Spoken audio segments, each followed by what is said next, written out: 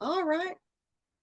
All right. Recording in progress. So, hello, everyone. This is Lynn Hamilton, your lead instructor at Samson Properties, to bring you our afternoon session of Master Your Marketing. In today's session, we're going to talk about, and we've been talking about it for a while, but we're going to hit it again, is how to sell your skills during buyer consultations. I've been teaching how to, where to sell your skills before, during, and after consultations, and in seller consultations as well. So we're just going to kind of cluster it, kind of a quick overview, all in there. The mindset that I want you to take away with is you are always needing to be aware of opportunities where you can sell your skills, sell your value more than anything. Because people know more than one real estate agent. So if you think that you're probably the only one they know, I'm going to bust a little bubble and say probably not.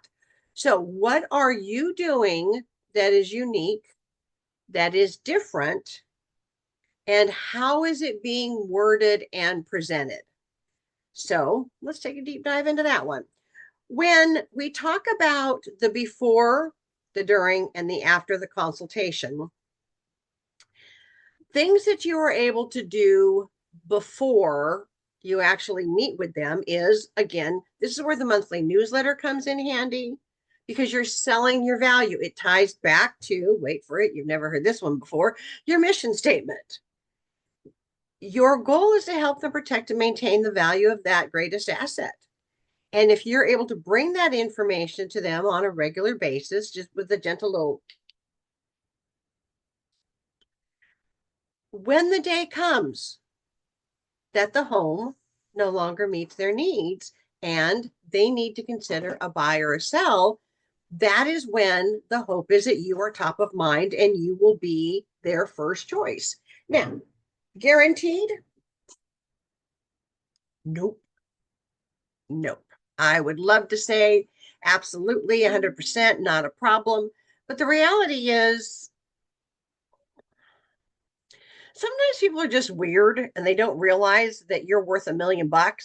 So, their dog, has got a license now, or they know someone's dog who has gotten a license.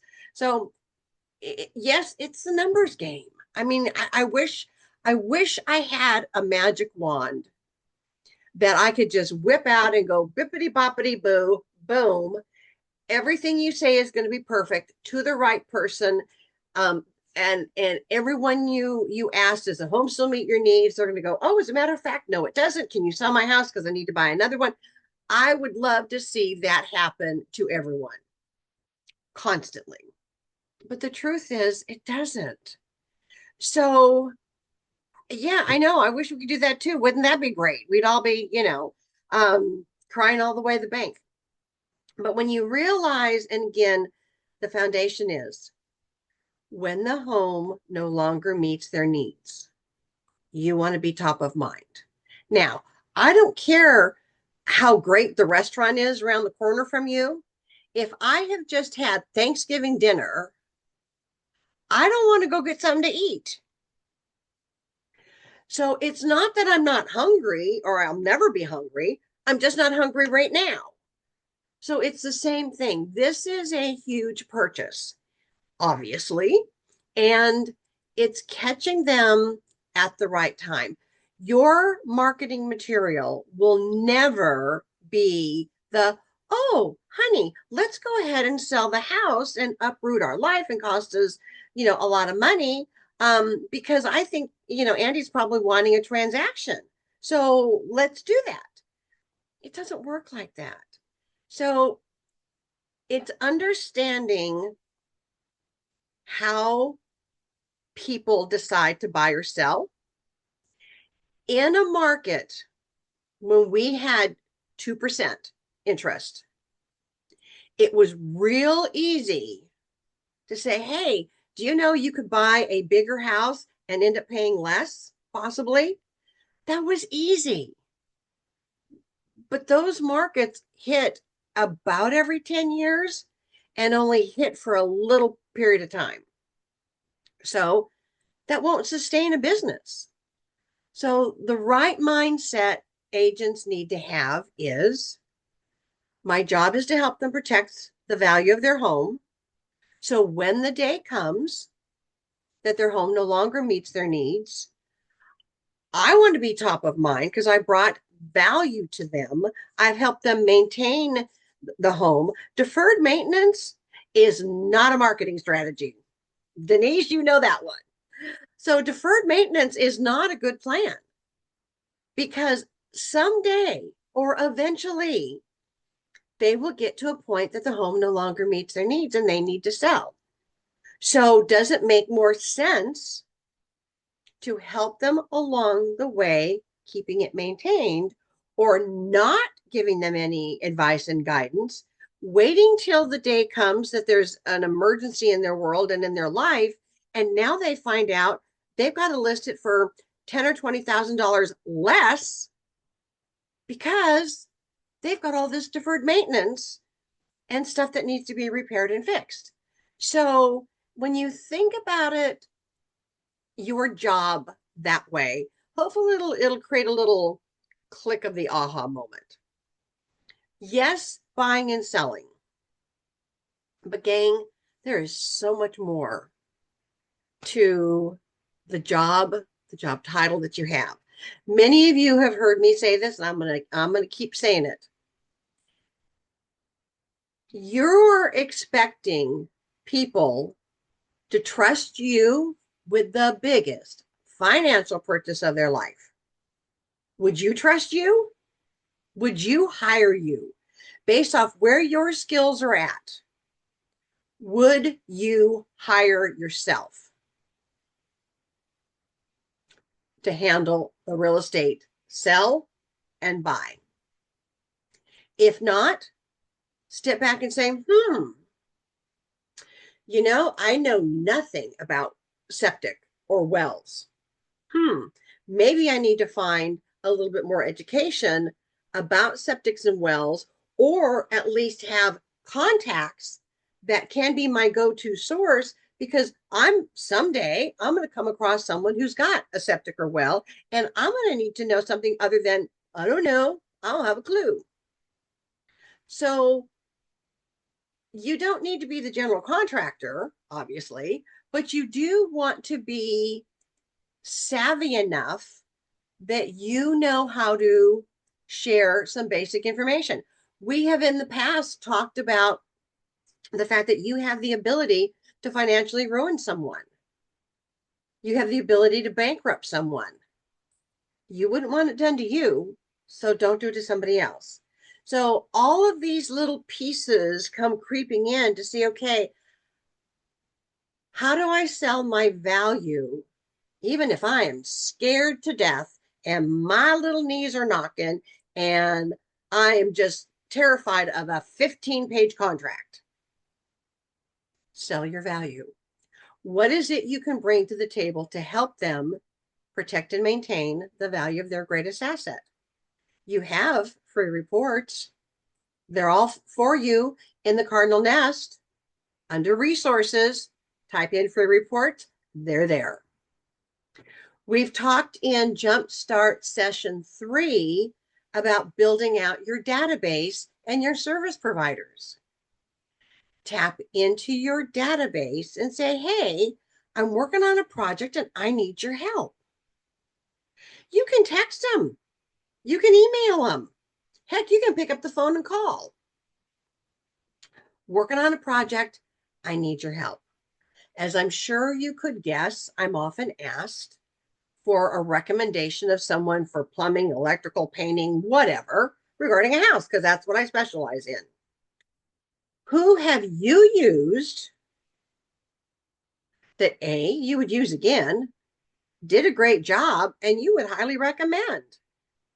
They're going to tell you. That is how you slowly start to build out your service providers.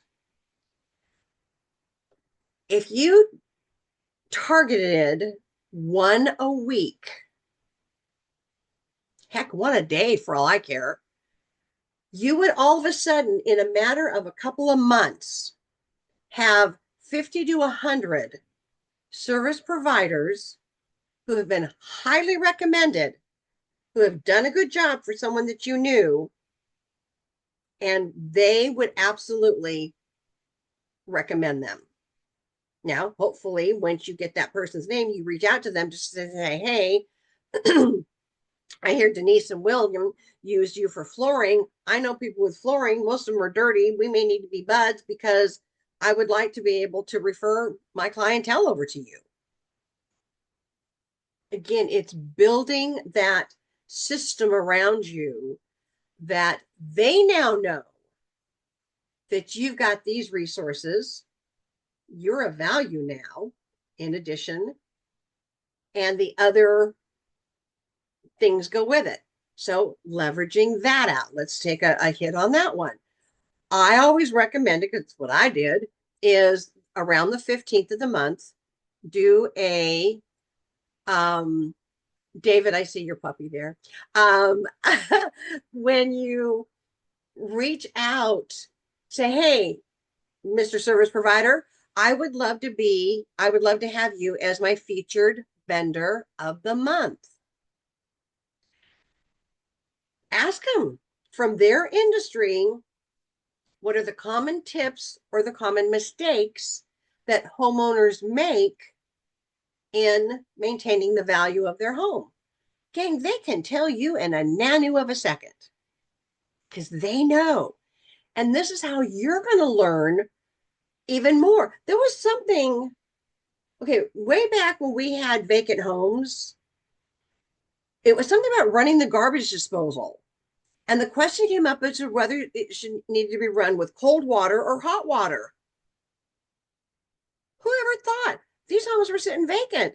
So the plumber recommended that we as an agent, when we went into the house or went and checked on it, turn the water on, let it run, turn the garbage disposal on, keep it functioning. Because if not, they would freeze up. Who knew? I didn't, but I learned that one because I asked. What is the tip that you can offer? What is a common mistake that's often overlooked? He shared that one. I went, wow, okay then. So you can, pass that on as well. Whether it was the hot water or the cold water, I don't remember, but it was a good one. But it doesn't matter which industry. It could be electrical, plumbing, HVAC. Are you, again, Stephanie Burke talks about her HVAC guy sends a reminder every month to change out the air filter in the HVAC unit. We know that will prolong the life of the unit. And again, a lot of people will get busy and forget, or they go, oh, they were renters before, and they didn't know they were supposed to. So this is all little pieces of the puzzle of selling your value to help them protect and maintain the value in their home. So deferred maintenance is not going to cost them thousands of dollars when the day comes that their home no longer meets their needs. And that day will eventually come. It's going to happen. So bringing value for that whole journey is a great way to do it. I sent out a survey to a bunch of you about the newsletter. If you did not get it, I just had a batch email that I sent out. We're wanting to get this, a little side note here. So we're wanting to get some feedback on the 2-page and the 4-page newsletter. If you are currently using it or not using it and want to give me your feedback, send me an email, ask for newsletter survey. I will send you the link, and then you just click on the link and then answer the questions that populate up. I've got a meeting with Heather on Monday. So if you're watching this on replay after February 10th, doesn't apply, but we're going to have a powwow and we're going to take a look at the newsletters and how we can make them better for you. So that is up and coming. That's why I've asked for that feedback. So if you regularly get emails from me, be sure to check your email or make sure it didn't fall into junk or spam because it was a batch email that went out. So again, you know, things in that newsletter are going to help as well. Follow it up with the tip of the month in the middle of the month. So you've got two gentle touches with them without bugging them and constantly asking them, so you're ready to buy or sell. That is selling your value before a transaction. During the buyer and the seller consultations, you absolutely have that opportunity to sell your value big time. Let me give you a case in point that jumps to mind. In the seller side, you can tell them, I'm great, I'm wonderful, I'm number one in the area, I'm in the top 10% in the area, whatever it is. I'll do a good job for you. I'm available 24/7, yada, yada, yada, yada, yada. When you say something to the effect of, I customize each of my marketing plans based off the property because I will identify where the buyer pool is for your property, and that is where I'm going to specialize my marketing strategies to. Okay. The other yada yada was a duh. It tells them nothing. You're going to sell your value by saying, Mr. Seller, I have a 32-point marketing strategy, and for every listing I take, I customize it because the buyer pool for a starter condo at $150,000 or $200,000 is going to be different from a $500,000 or a $1 million property. Although I have a marketing plan, I customize each of them to make sure I am going after where the buying pool is at. Now that sold some value. So when you start listening to all of the buyer and the seller consultations, I know it's a lot of information, but I want you to understand there is a science and a logic behind 99.9% of it. It is bringing forward what you are able to do for them, but you're articulating it. You just assume they know. They don't. I don't care that they bought before. It may have been 5 or 10 or 15 or 20 years ago. They don't remember. They don't know what the market currently is. So you want to make sure that when you are studying the buyer and the seller consultations, you're picking up on the little nuances that we highlight for you to pick up on and to share. Okay. Here's another example when we talk about selling your value. And this one popped in because I was talking to someone about for sale by owners earlier. When you're selling your value on a for sale by owner, you don't just walk in and say, hey, I'll do a great job and I want to take your listing. No, you're going to walk in, and again, I'm just going to use the example. It's a $300,000 house. You're going to just mention to them, I assume that your target market or your target marketing is going to someone or the pool of buyers that are first-time home buyers that typically live within a 10-mile radius, that have a FICO score of 620 or more, and are making at least $100,000 a year. Mr. For sale by owner, is that who you're marketing to? And they're going to look at you and go, what? You just sold your value because you've identified to them exactly the buyer pool that's going to be coming for their property. We talk about that in the for sale by owner training. So if that is something you're wanting to do, that's where you can find all the details on that. But you see what it did. It took it from, hey, I can do a good job for you, to boom, drop the mic, I'm going home. And they're sitting there going, how in the hell did you know this? Well, because you know what's going on in the market. You can tell them that the average days on the market in this area at this price point is X number of days. Data and details that they may not know. You sold and you're selling your value with each of those little nuggets. This is why, too, that we encourage our agents to go out and look at for sale by owner properties. I know agents say, I wouldn't touch them with a 10-foot pole, but you know what? The hope is that you may end up with that listing.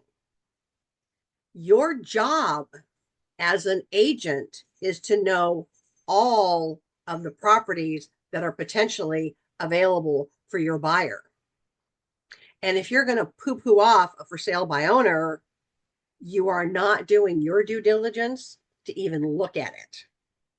So again, safety in numbers, get with a colleague and say, hey, there's 3 for sale by owners in my area. Let's go take a peek at them. And you call the homeowner and say, hey, I'm an agent in the area. I potentially have some buyers coming up. I just want to make sure that I am aware of all properties that are on the market. I'd love to come by and see yours. You can tell me a little bit about it, and then I'll get out of your hair. Okay. They know you're not coming to them to say, well, you know, I can do this for you. You're going in with a different approach of, I need to know what the market is got to offer. I often have, or I may have some new buyers coming up that we're going to be looking in this area. I just want to make sure that I know about everything that's available. And that is for sale by owners as well. Okay. So that's why we recommend that agents consider, and we've shared that training with them so that, again, you're selling your value to the buyer as well as hopefully to the for sale by owner, and eventually hopefully get that listing. Same thing with expireds or withdrawn or canceled. Okay. Again, if it is just withdrawn, they are still under contract. You do not reach out to them. But if you've got a buyer and this house on the market is currently withdrawn, canceled, or expired, and it absolutely meets the needs of your client, you go to the original listing agent. You never go to the homeowner first. You don't want it done to you. Don't you dare do it to somebody else. The golden rule. Again, you're selling your value because you are letting your buyer know that you are creative, you think outside the box, and you're going to leave no stone unturned. You're going to even look at off-market property, and that is one of the avenues. Okay. So what are the other things through the process that you sell your value on? Most people, this is why we introduce the DISC personality styles. People are a D, an I, an S, a C. We're a mix of all of it. It just depends on which category is higher than another. We also have 3 learning styles. We are either visual, kinesthetic, or auditory, or technically we're all of the above. It just depends on which one is higher than the other. You typically do not know what your potential consumer is. So if you go in without a buyer consultation or without a seller consultation to leave them, if you are auditory and they're kinesthetic, which means they need to touch it and hear it, and you've lost them. That was your fault. Now, this is why we recommend that all of you master your skill and customize that buyer and the seller consultation packet and understand which are the key pages that you need to hit on. Selling your value. One of the other big things, in whether they're the D, the S, or the C, they want to know there's a system. They want to know there's a checklist. They want to know you are not going to send them on a wild goose chase. They know that they want to know that you are not going to waste their time. So when you say we have a proven process and you've got a couple things in bullet points, which is why the bullet points pages were used in the seller and the buyer consultation, That's why. They are visual, they're taking it in, they're looking at it. They are that D, S, or C. They want to know there's a system, that you are not going to waste their time like scattered all over like a crazy person, and you are going to methodically walk them through the process. Dang, you are good, is what they're thinking. That is why, that's the why behind having that piece of the puzzle in there. When it comes to after the transaction is all done and over with, it amazes me. For 20 years, I've heard the same numbers year after year after year, and they monitor it every year. They survey hundreds of previous clients, and they ask the key question: would you use the same agent again? And when 80 to 87% of them, of the consumer, says they would use their agent again if A, they could remember their name, or B, if they ever heard from them again, I just shake my head. So following up with and staying in touch with after is just as important as the before and the during. So the after would be, again, making sure that they've got the maintenance tips for the home. They now got a house they need to maintain.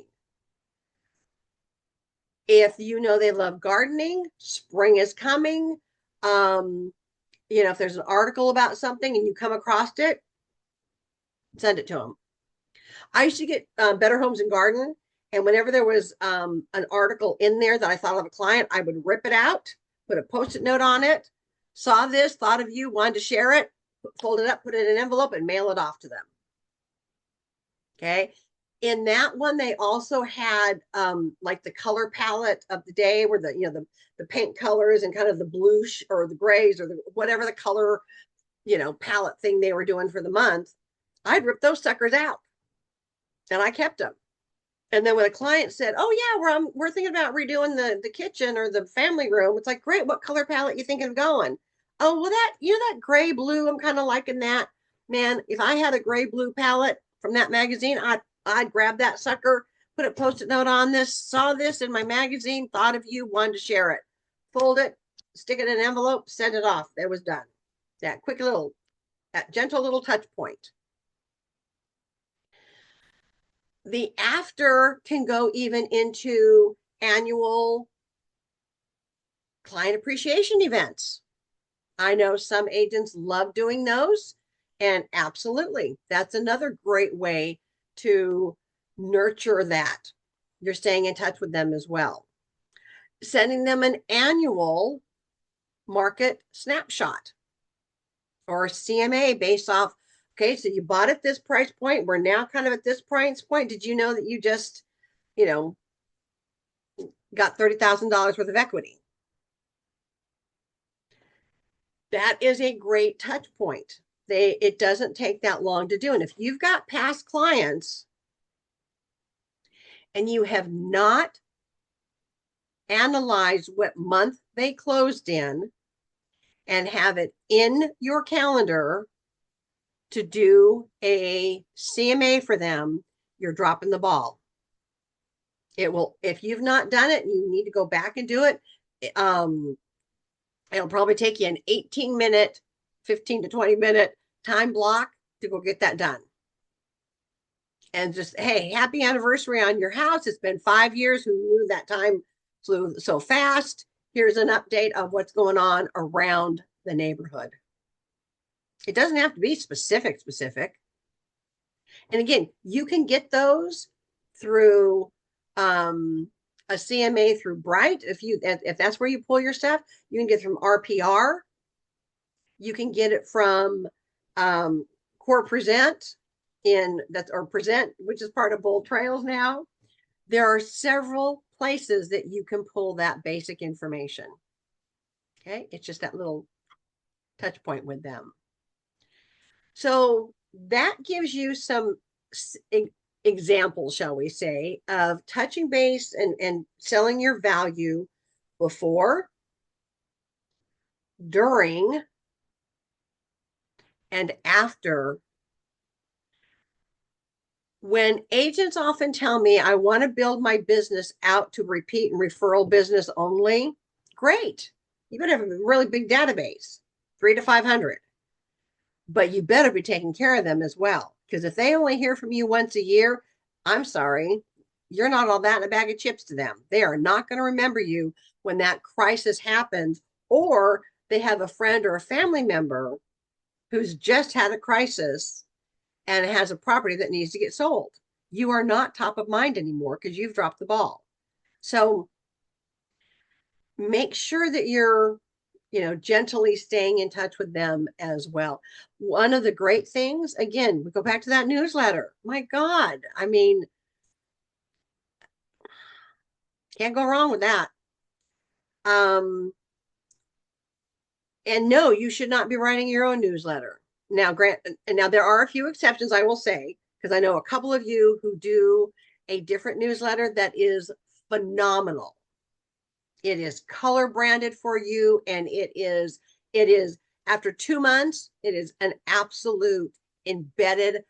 You see it, you know exactly who it's from.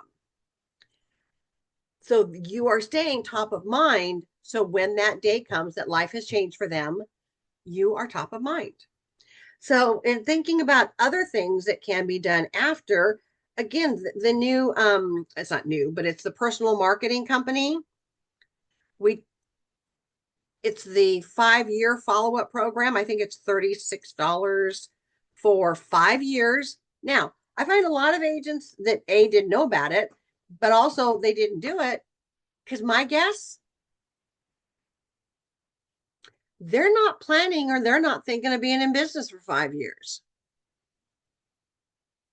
So they're hesitant because subconsciously they're going, well, I'm not sure I'm even going to be in business in 5 years. So they don't do it. They do nothing. Well, doing nothing is going to guarantee you're not going to be in business in 2, let alone 5.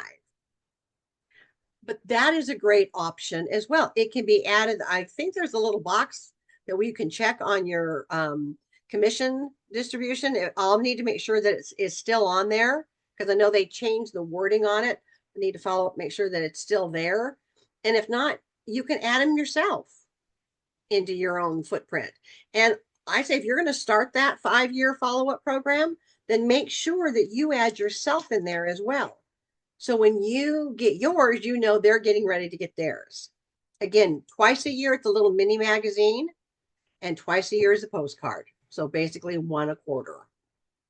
There you go. It's a great follow-up tool as well. But without the follow-up, you won't get repeat business. You won't get referral business. So that's kind of the takeaway of the 30,000 foot overview of why selling your value, making sure that you are saying it correctly in the before, the during, and the after of a transaction is so important. So with that, I'm going to pause for a brief moment. I'm going to take a look and see, do any of you have any additional comments of things that you have done in your business for that before, during, or after touch point for follow-up? And this is why too, the newsletter, we tie the 2-page newsletter, the grab and go. It got labeled as the pop by. Now, I'm realizing now with some feedback that I'm getting that some agents thought it was only to be used with a pop by. So we're going to adjust that. So, but if you're wanting to do a touch point pop by, meet someone for coffee, meet someone for, a quick, hey, how's it going? You got something that you can give them, a little token gift, which is a small $5 or less, with a newsletter to say, hey, just wanted to say thanks. It was great, blah, blah, blah. Hand it over, you're done. All right. So we're going to make sure that we're adjusting how we're referencing the 2-page grab and go newsletter, because it is not just for pop buys. So that was it. All right. So let me pause again. Let me shut up and let me hear from you. Denise, what have you done in the past for kind of follow up with anybody in your SOI or clients even?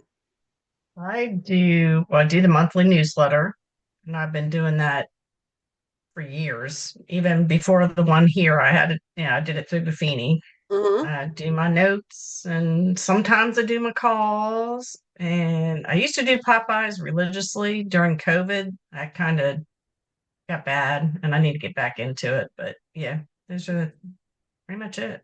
Okay. All right. Well, I say the best thing to do when the pot buys in is go find a newsletter that's got an article that you get excited over, whether it's the journaling or the whatever. Go buy five, get them all prepped and ready, and put them right in front of your face. Your job that month is to get those five out. Now, the beauty is we don't have the month on the newsletter.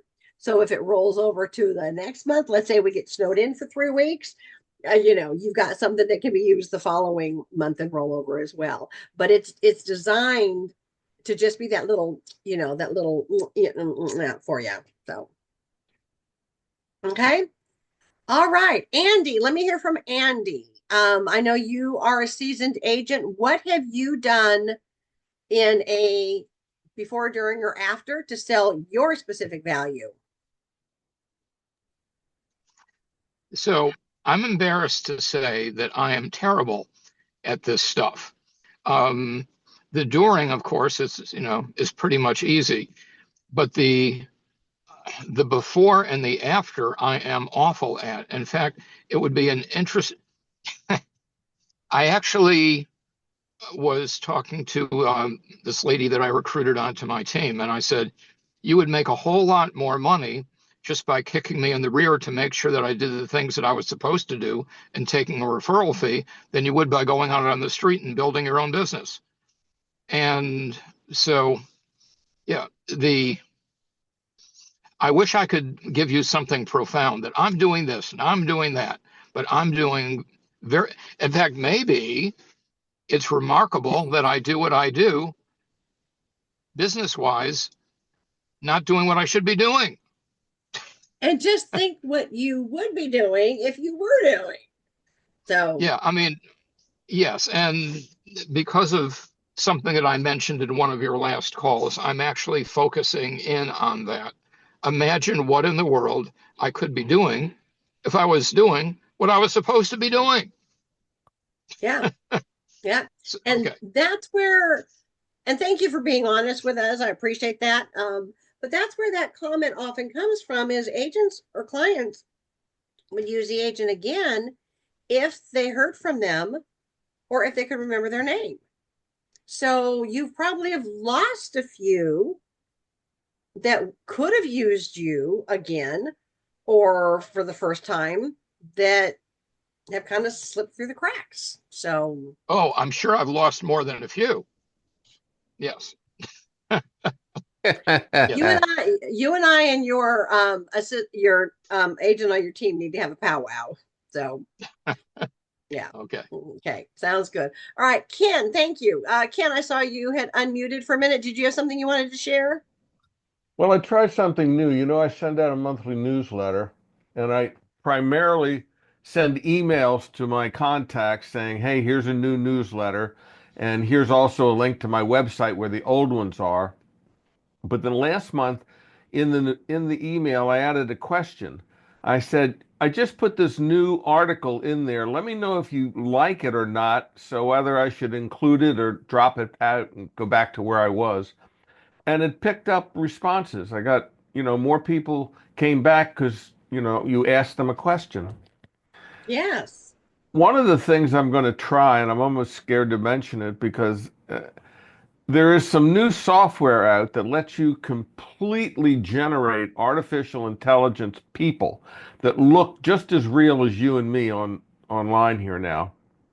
And you can generate these people, put them in any location you want, and let them post on Facebook or something else. Ken, I just had to let you know how wonderful Bill and I like the house you found for us, and I couldn't believe in yada yada, and make my own endorsements. Mm, Is Yeah, that I know. ethical? Well, it's not wrong. It's not false. That person feels that way. It's just that they don't exist. Yeah. And I that's understand. I haven't yeah. done it yet. I know all the things you're going to say right now. Yeah, it's me. Yeah, I think, and again, moving forward, I think that's one thing, AI has its place where there's definitely some value that can be, but I also see where it can be absolutely just going down the wrong path real fast. Well, there's You two know, softwares I use now. One is called Chat GPT, hmm and the other one is Grammarly. Yeah, I love Grammarly. And between the two of them right now, I mean, I thought I could write a decent letter, but Grammarly shows me I'm still in elementary school with a dull crayon. But testimonials need to be true. They can't Yeah. be made up. I understand. hmm I hear Yeah. you. That's why I said it just came on the market and I was toying with the idea. Yeah. I think it would be more detrimental than a value. Yeah, I almost didn't So, mention it, but I was so enthralled with it. I'm going to do it anyway, even if I look at it, yeah. just to see what I can create. Yeah. Yeah. Maybe I Well, can make again, my wife AI jealous. has its place, but it's also going to be, can be very catastrophic on a danger zone as well. I know that celebrities are being hacked and there's people that are putting out stuff that's, they've got the face of the celebrity, and the celebrities are now coming back and suing. So again, anytime we have anything great and wonderful, it can be used well, but it can also be used because there's people that are going to want to take it down the wrong road. So I yeah, understand. yeah. So all right, let me see who else I've got here. Hey, let me pick on Donna. Donna, go ahead and unmute real quick for me. You've been a seasoned agent for a while. What do you use or have you used for follow up after a transaction? Well, after a transaction or monthly? Both. Just go ahead and Okay. it both. Yeah. Well, I was, as you know, using a newsletter that I really, really liked until I found out that. Bonus call for another 15 Hey, David, minutes. David, you want to mute until Donna's done? There we go. Thank you. I'm sorry. Yeah, there you go. Go ahead, Donna. So monthly, I was using the newsletter that I really, really liked, but that's not been happening lately. So now I'm working with the Samson newsletter, which I'm having a really hard time. And Yeah, just like you said, the pop-up was one which I learned how to cut that out. But then it was just the saving issue, which I did save it as a PDF. But then when you go to Bold Trails, I'm just not techie. Mhm. So then I had another CRM that I use mostly for sending out my emails, but I can't even get that to do it. So I'm not even sure what I'm going to do right now.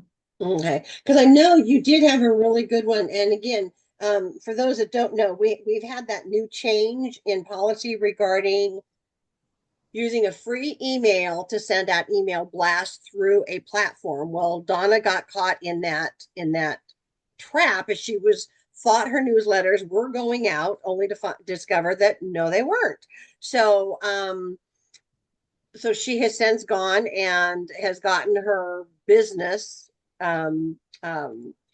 email address. So I would reprogram your newsletter platform that you've been using to see if it will start going back out again.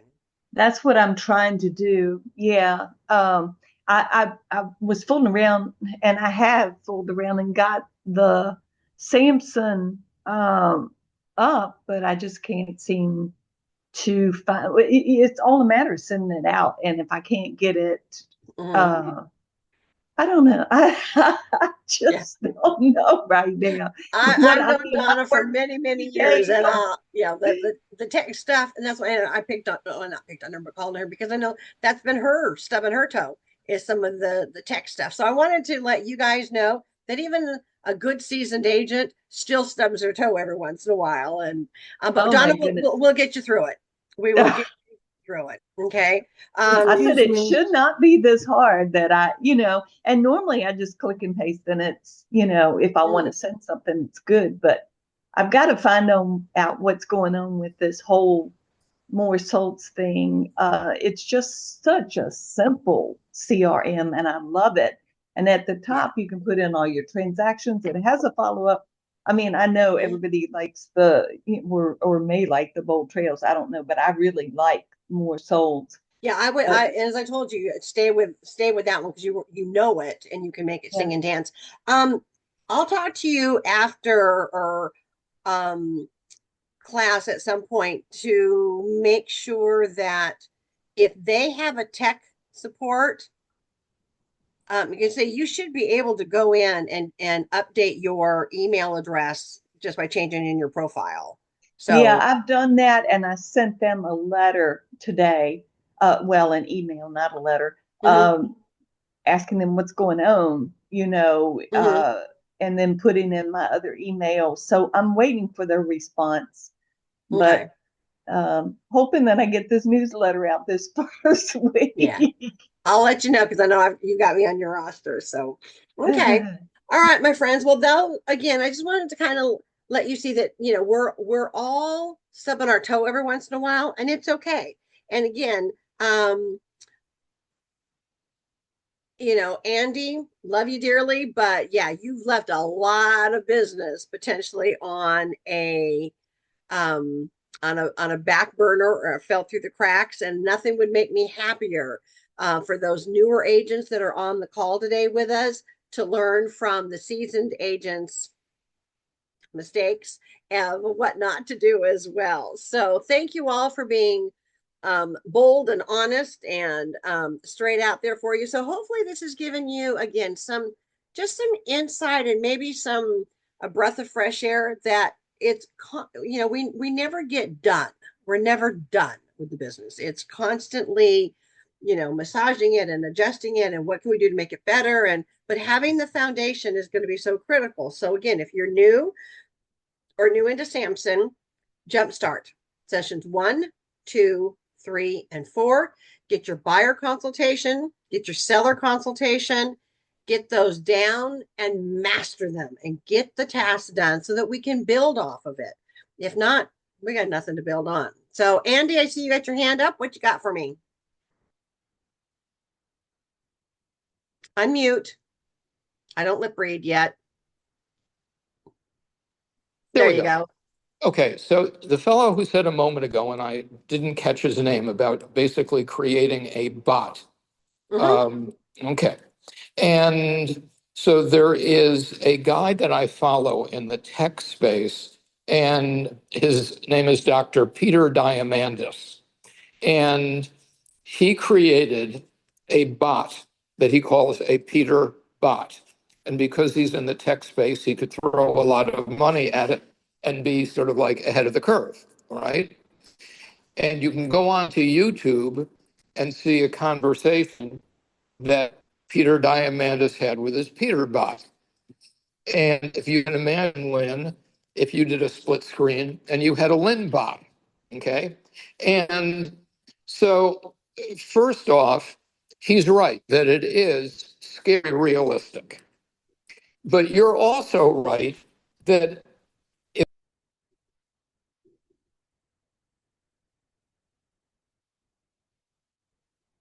You're freezing there, Andy. all right. You froze up there for a second. Okay. If God forbid whoever did this got hacked, then whoever hacked you could put words into your mouth and it would sound just like you. So all of which is to say that I'm all in favor of tech, and that I oversubscribe to this stuff. But if ever there was a limitation on something that we should be hesitant about, let's put it this way: I'm not creating an Andy bot anytime soon. Okay. Okay. That is good. Okay. That is good. Thank you for that.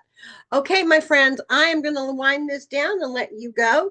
Hopefully this is giving you some opportunity to stop and think, what am I doing before, the during, the after? Where am I bringing value that's leveraging off of the mission statement, that is allowing me to have these gentle conversations with people, that I don't feel that I'm bugging them, because that's the number one complaint I hear across the board and have for 20 years. I feel like I'm bugging them. I don't know what to say. And if you've got, I know some of you are cleaning up on your database, don't forget one of the other great classes that's available is the best one-liners. There's one also too on conversations and scripts. As you know, I have a love-hate relationship with scripts, because scripts work really well when both parties have the script, but that typically doesn't happen. So I would rather get you comfortable in conversation starters, because you're going to have a conversation, not an interrogation. And people aren't stupid anymore. They know that everybody, I mean, when you get a call and you start hearing they're following a script, it jumps right out at you. So you don't want to get caught up in that too fast. You want to be able to have conversation, but also know which key questions and best one-liners to have to help you, so that conversation flows a lot easier. So those are some takeaways for the week on this one. I'm going to say thank you for your time. As always, I want to, and I try really hard to bring value to the time that you spend with me, give you some some takeaways, some things to think about. Master your craft, master your skill, be proud of the industry that you are in, and you will sustain the longevity in this business when many others are going to fall to the wayside. So with that, if you need me, shoot me an email, and I will look forward to seeing you all real soon. It's great to see you all here today. Thank you so much. We'll talk to you soon. Okay. Thanks, Lynn. You're welcome. Bye for now.